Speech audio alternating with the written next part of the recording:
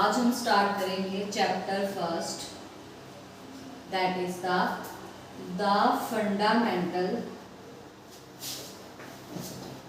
Unit of life, that is the cell. तो जो हमारा फर्स्ट चैप्टर है that is the fundamental unit of life.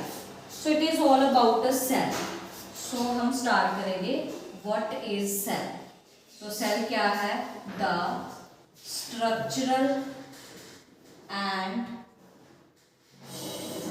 Functional unit of life. Functional unit of life. So कहते हैं कि जो भी लाइफ स्टार्ट होती है, life begins all with cell.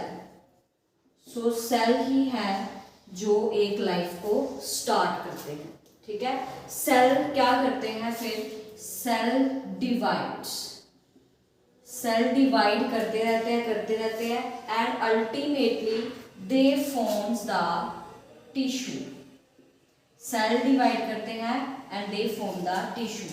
जब टिश्यू डिवाइड करते हैं they form an organ, they form an organ and organ जब आपस में कंबाइन होते हैं they form a organ system and ultimately जब ऑर्गन सिस्टम एक ग्रुप में वर्क करना शुरू कर देते हैं they form an organism.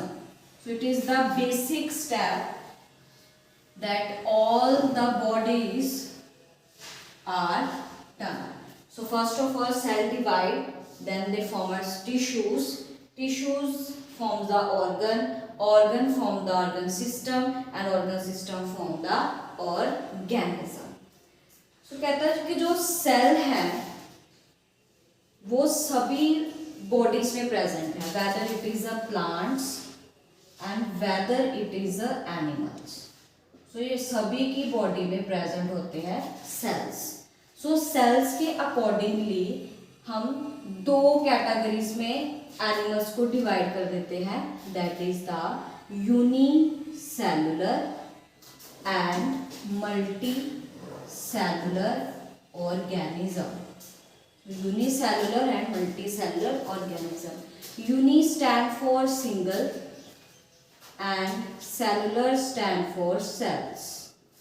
That means जिनकी body made up of single cell. So जिनकी body में एक single cell होता है and that perform all the function of body. That perform all the function of body. So जितने भी body के जो functions है, excretion है, that is all done by the a single cell. So इसमें example आती है that is the amoeba. So that is the amoeba. So we all know amoeba have no any particular shape. They have a single cell structure with the nucleus and here is the cytoplasm.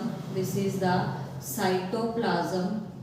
Here is the nucleus and they have a special vacuole which is known as the contractile vacuole. उसको हम बोलते हैं contractile vacuole. So जितने भी इनके जो performance है, जो फंक्शंस है अमीबा की बॉडी के, that is all done by the contractile vacuole. and ये इनके पास कोई पर्टिकुलर पैर नहीं है, कोई लिम्स नहीं है जिसके कारण ये मूव कर सके। सो ये अपने जो प्लाज्मा मेम्ब्रेन है, इसकी जो आउटर सरफेस है that is called plasma membrane. So plasma membrane के अंदर इनका जो साइटोप्लाज्म है they push towards one side.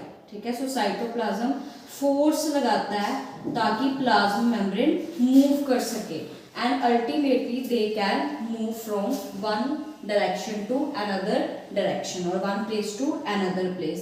ये जो इनके मूवमेंट है जिनके कारण इनके जो प्लाज्मा मेम्ब्रेन है वो एक्सटेंड हो जाती है, that called pseudopodia, that is called pseudopodia. So for example कि this is a amoeba and यहाँ पे उन्होंने फोर्स लगा के इस प्लाज्मा मेम्ब्रेन को आगे को पुश कर दिया है, it form a pseudopodia. And ये सूडोपोडिया इनका फूड कैप्चर करने में, इनको मूव करने में हेल्प करता है। That is the amoeba which is under unicellular. Next is the multicellular. Multi means की number of, and cellular means cells. That means जिनकी बॉडी जो है made up of numbers of cells, इनकी body में बहुत सारे सेल्स होते हैं, and that all cell perform different function. तो वो सारे डिफरेंट फंक्शन करते हैं। क्यों वो सारे डिफरेंट फंक्शन करते हैं? बिकॉज मल्टी सेलुलर में जो सेल्स होते हैं they work as division of labour. Division of labour मतलब कि अगर हम सपोज करते हैं कि जो किडनी के सेल्स होंगे वो, उनका काम क्या होगा, kidney cell perform a filtration. तो वो सेल जो है वो हार्ट के सेल्स की तरह पंपिंग नहीं करेंगे। सो हर एक सेल की अपनी अपनी लेबर होती है, दैट मीन्स वो अपना अपना फंक्शन परफॉर्म करते हैं। सिमिलरली जो हार्ट के सेल्स होंगे they form a heart and they function as a pumping of blood. So इसलिए मल्टी सेलुलर में डिफरेंट सेल्स होने के कारण they act as a division of a labour. So this is about कि cells जो होते हैं उनके अकॉर्डिंगली ऑर्गेनिज्म कितनी तरह के होते हैं। आगे हम पढ़ेंगे that is the discovery of cell. जो सेल है सबसे पहले कैसे पता चला, किसको पता चला कि दे आर अ सेल? तो एक साइंटिस्ट था, उसका नाम था रॉबर्ट हुक। रॉबर्ट हुक नाम का एक साइंटिस्ट था जिसने अपना एक्सपेरिमेंट किया किसके ऊपर? कोर्क के ऊपर। कोर्क जो है that is a part of bark of tree. जो ट्री की ब्राउन कलर की लेयर होती है बाहर, जब हम उसको उतारते हैं उसके नेक्स्ट जो लेयर प्रेजेंट होती है, जो सेल की लेयर प्रेजेंट होती है, उसको हम कोर्क बोलते हैं। जब उसने कोर्क को अंडर अ माइक्रोस्कोप देखा, अंडर अ माइक्रोस्कोप, बिकॉज उस टाइम पे माइक्रोस्कोप वेल डिफाइंड नहीं था, ठीक है। सो कोर्क को जब उसने अपने ही बनाए हुए माइक्रोस्कोप में देखा, he found a numbers of compartments, number of compartments which look like a honeycomb। जैसे मधुमक्खियों का छत्ता होता है, उसमें डिफरेंट काइंड ऑफ इस तरह के कुछ सेल्स प्रेजेंट होते हैं। जब उसने देखा कोर्क सेल को तो देखा कि इस तरह के कितने सारे सेल्स जो है वो उसके अंदर प्रेजेंट है। और इसने हर एक देखा कि ये कंपार्टमेंट्स है और इन्हीं कंपार्टमेंट्स को उसने नाम दे दिया, दैट इज कॉल्ड सेल। तो ये सेल वर्ड है वो कहाँ से आया? From the Robert Hooke. Then एक और साइंटिस्ट था that is the Leeuwenhoek. So Leeuwenhoek ने फिर एक वेल डिफाइंड माइक्रोस्कोप बनाया। So they form a well-defined microscope and again दोबारा से इसके सेल्स को देखा गया and they look like just a honeycomb। Then उसके बाद रॉबर्ट हुक ने सिर्फ बताया कि जो सेल्स होते हैं वो हनीकॉम्ब की तरह दिखते हैं। फिर एक और साइंटिस्ट आया that is called Robert brown. Robert brown उसने बोला कि सेल के अंदर न्यूक्लियस प्रेजेंट होता है, सेल के अंदर न्यूक्लियस प्रेजेंट होता है। सो ये एक सेल है तो उसने देखा कि इसके अंदर एक सर्कुलर शेप स्ट्रक्चर होती है, that is called nucleus, that is called nucleus. And then एक और साइंटिस्ट आया that is the Purkinje. So Purkinje ने बोला कि इस सेल में एक और स्पेशल स्ट्रक्चर प्रेजेंट होती है, that is called protoplasm. So first scientist is here, second one is there, then Robert Brown, and at the fourth position the Purkinje. So Purkinje ने बोला कि सेल के अंदर प्रोटोप्लाज्म प्रेजेंट होता है, that is जिसको हम मैट्रिक्स डॉट डॉट स्ट्रक्चर में लेबल्ड करते हैं, दैट इज कॉल्ड प्रोटोप्लाज्म.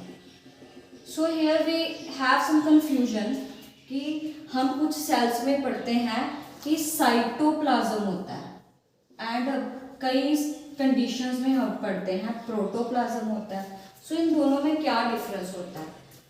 दोनों में क्या डिफरेंस है?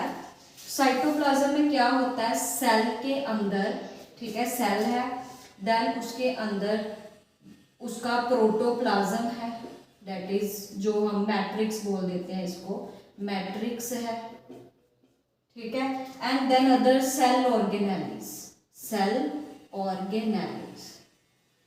तो ये बनाता है हमारा साइटोप्लाज्म. बट प्रोटोप्लाज्म हम किस केस में बोलते हैं? जब सेल के अंदर एक तो प्रोटोप्लाज्म है, दैट मीन साइटोप्लाज्म में हम इसको लिख सकते हैं, that is also matrix, plus cell organelle है, बट एक स्पेशल स्ट्रक्चर है, that is the nucleus.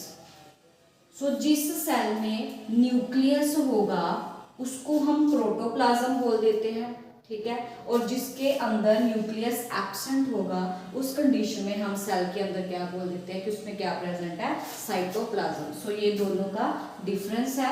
But परकिंजे ने प्रोटोप्लाज्म के बारे में बताया था, लेटर ऑन पता चला कि that is also known as cytoplasm.